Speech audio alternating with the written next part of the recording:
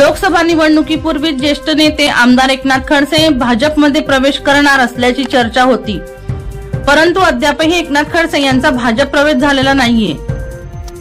नाथाभाऊ यांचा भाजप प्रवेश नेमका कधी होणार असा प्रश्न अनेकांना पडलाय।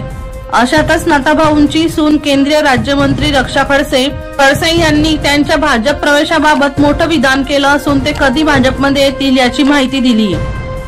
एकनाथ खडसे भाजपमध्ये कधी प्रवेश करणार या प्रश्न देताना त्या म्हणाल्या, नाथाभाऊ हे मागच्या काळापासून सक्रिय झालेत, त्यामुळे लवकरात लवकरच पक्षश्रेष्ठी नाथाभाऊंबद्दल निर्णय घेतील असं मला विश्वास आहे।